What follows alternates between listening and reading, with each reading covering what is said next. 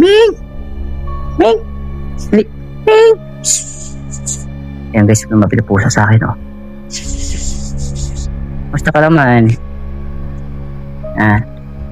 So guys, may lumapit sa akin pusa. Ayun, oh. Ito yun guys. Pusa. Alam niyo ba guys, yung pusang ito, laging nandun sa isang puntod. Doon ko sa lagi nakita na nandun lagi. Kumusta ka man, Ming?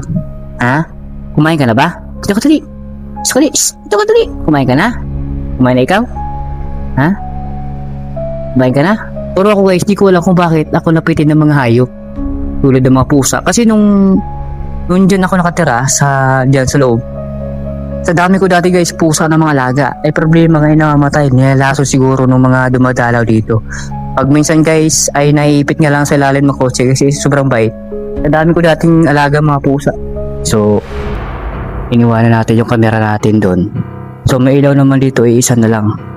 Ay hindi masyado maliwanag.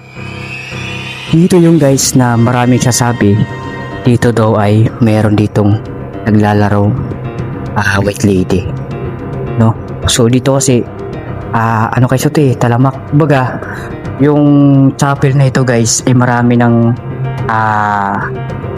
kwento, no? Maraming mga basta mahirap ikwento guys kasi yan, mamaya pakita natin yung buong paligid niya, puro malalaking puno. So ipapakita natin yung puno na minsan ay meron dong kapre na nagpapakita sa atin. Yan guys, so dito yan, ang kabilang part natin ay ito yung CR na mga pambabae pero nakasarado yan. So dito naman sa right natin ay ito yung CR na mga panglalaki din guys, no? So yan, samantalang mo na sinisira dali pinakuha nila. Saka dito rin po sa CR ng lalaki. Yan.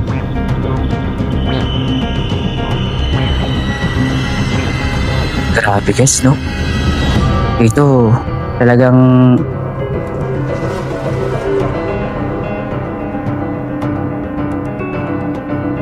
pansinin mo siya, parang ano lang siya, no? Parang simple lang pero dito talaga ay meron talaga ditong mas bukod pa sa atin, no? Hindi ko alam kung espiritu ba o elemento yung minsan na nagpapakita dito. Ayan.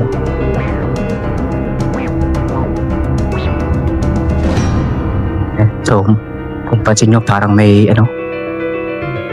See guys,